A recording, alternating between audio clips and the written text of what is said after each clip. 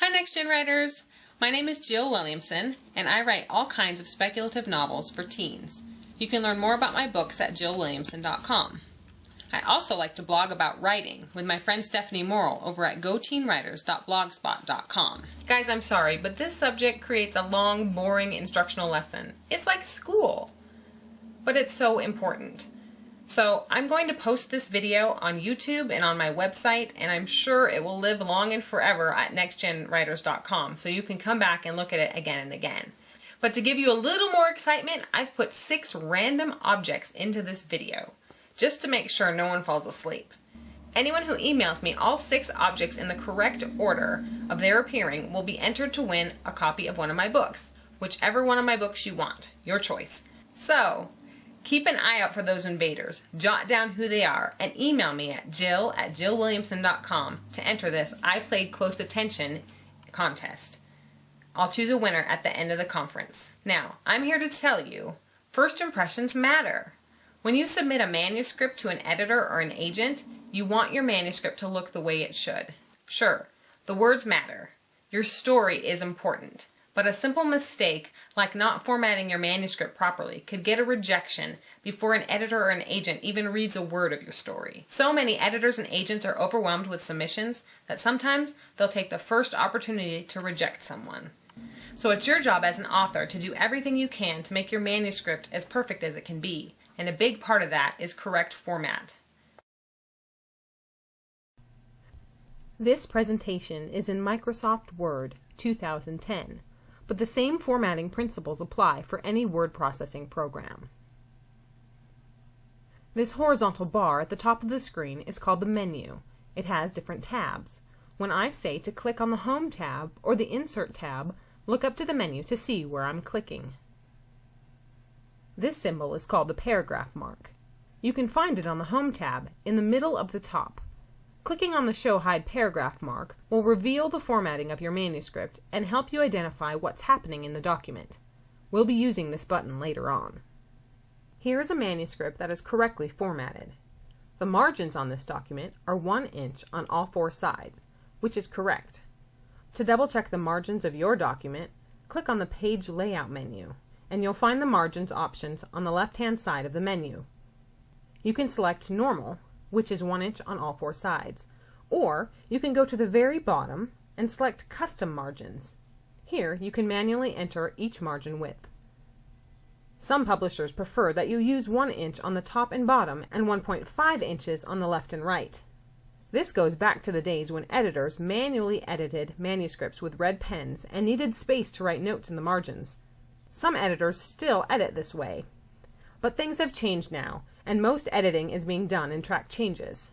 So whether you choose 1 inch on all 4 sides, or 1 inch on the top and bottom and 1.5 on the left and right, you'll be safe. Let's take a closer look at this manuscript.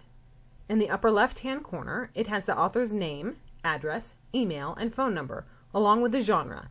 This one is Young Adult Suspense. Underneath that is the word count, which has been rounded up to the nearest 100. You can do that, or you can leave your word count as an exact number. It's up to you. All this information is single-spaced. The font is 12-point Times New Roman. Arial or Courier New would also be acceptable fonts, but those 3 are the only fonts acceptable for proper manuscript format. The only exception to the 12-point font is the title on your title page.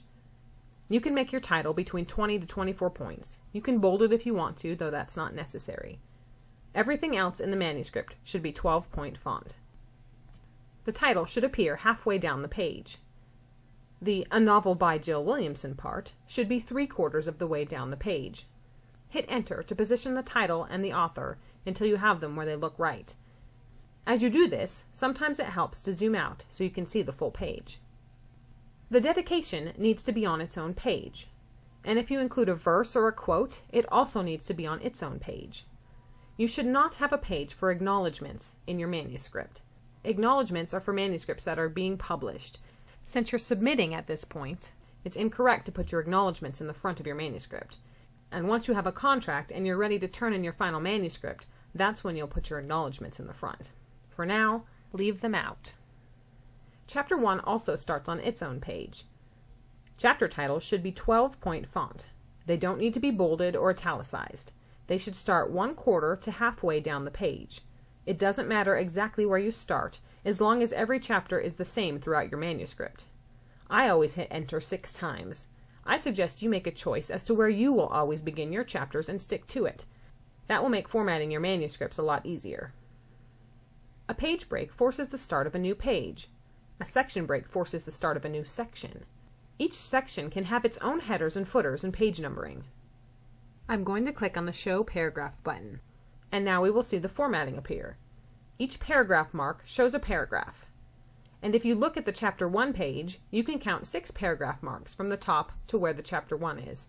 This is how you can check each chapter heading when you're editing your manuscript for the last time to make sure you're starting every chapter in the same place. Spaces are shown with little dots. Section breaks and page breaks are shown with long lines that stretch across the page. If we scroll to the end of the quote page, we see a section break at the bottom of the page before the first chapter begins. That is correct. Title pages need to be set off from the story pages of your manuscript with a section break. Every other chapter only need be set off with a page break. Doing this allows your page numbering to start with page 1 on the first page of Chapter 1, without numbering the pages that come before it. You'll find the Breaks option on the Page Layout tab, which is the third one from the left. Click on Page Layout, and a little to your right you'll see Breaks. Click on it and a menu will drop down. Page breaks are listed at the top, and section breaks are listed toward the bottom. So as you're formatting your manuscript, you'll go to the end of the page before Chapter 1 begins and insert a section break. If we scroll to the end of Chapter 1, we see that there is no page break here. And you see how Chapter 2 is not on its own page? A common mistake writers make is to hit enter, enter, enter until Chapter 2 bumps to the next page, but that's incorrect. Because if you were to edit Chapter 1 and it were to get shorter, Chapter 2 would pull back onto the previous page again. That is the point of a page break. It forces the text after it onto a new page. To insert a page break, you go back to the Page Layout tab, click on Breaks, and choose Page.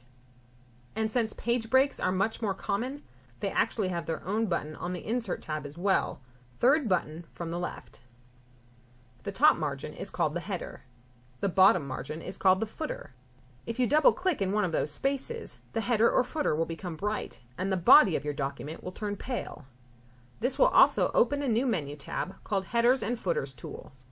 This is the menu you'll need to insert page numbers. Adding page numbers can be tricky. There should be no page numbers on your title page, your dedication page, or your quote page. The first page number should be at the bottom of Chapter 1. Just to the left of the center of the Headers and Footers tool menu, you'll see an option called Link to Previous. It's likely shaded right now. Link to Previous allows you to keep page numbers continuous despite section breaks. It's often on when it should not be. We need to keep an eye on this button and force it to obey our page numbering plans. In order to do this, we need to click on the header of the title page. Look to the Link to Previous option and make sure it's turned off. Then we'll click on the footer of the title page and do the same. If you come to a header or footer and the Link to Previous button brightens into a color, click on it to turn it off. Repeat this process with each header and footer until you reach what will become page 2 of your manuscript, the second page of Chapter 1. Once we've made sure all the Link to Previous options are turned off, we're ready to add some page numbers. You'll find the page number options at the far left of the Headers and Footers tool menu. It's the third option from the left.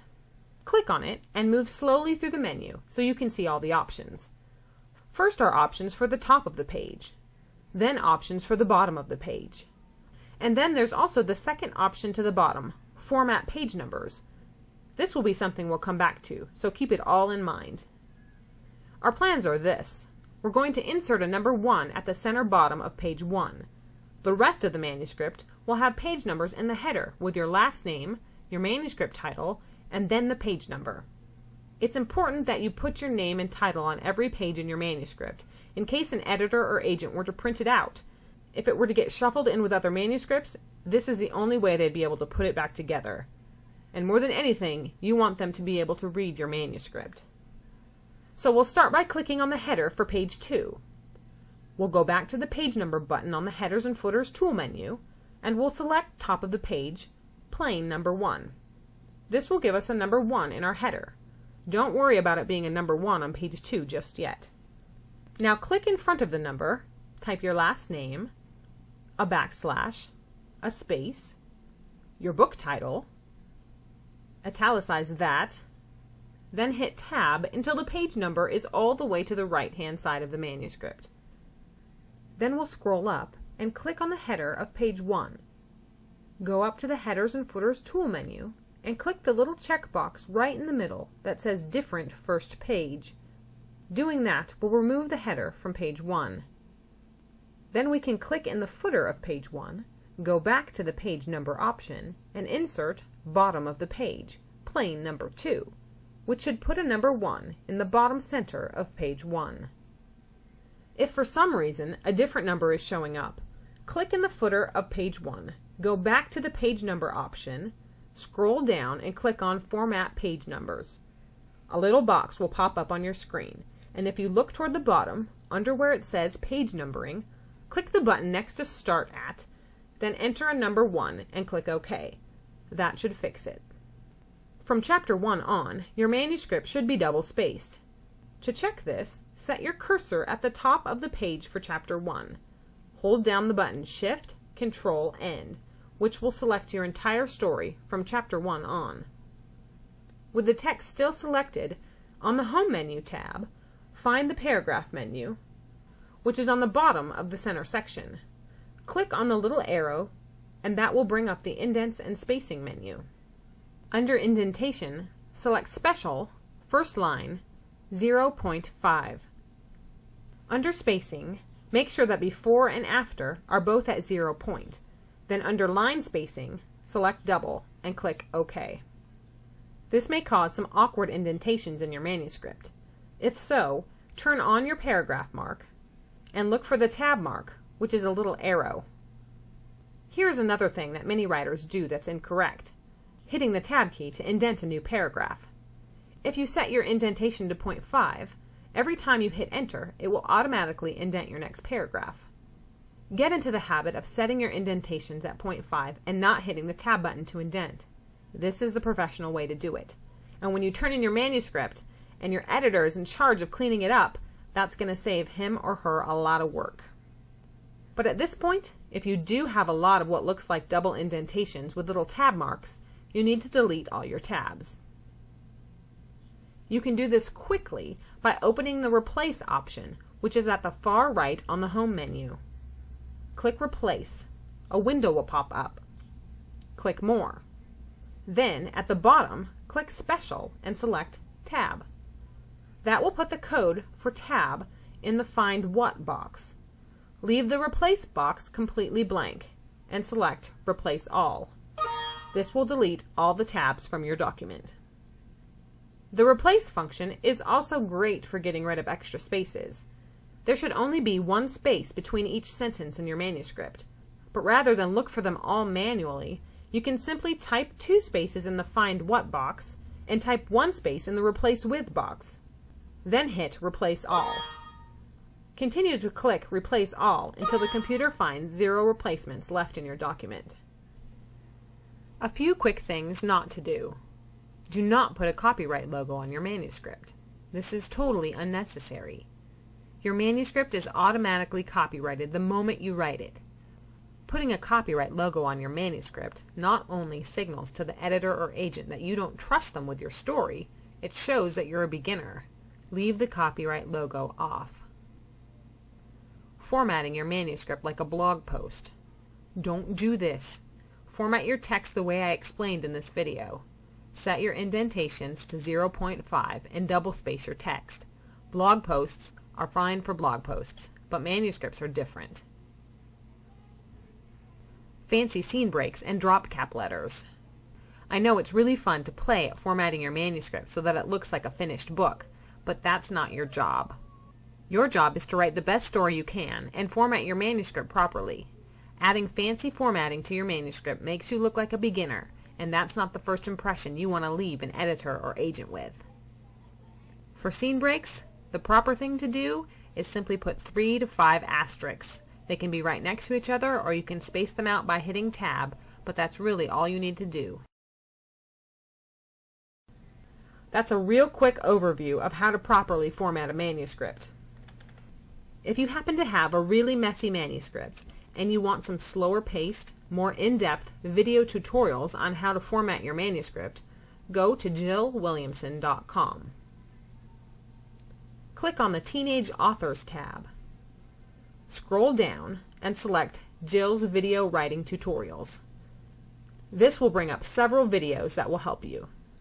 These videos happen to be recorded for Microsoft Word 2007, so things are a little different in Word 2010, but if you watch these videos, you should be able to figure it out. Thanks for watching, NextGenWriters. I hope to see you all online and to someday see your books on shelves of stores across America. Goodbye!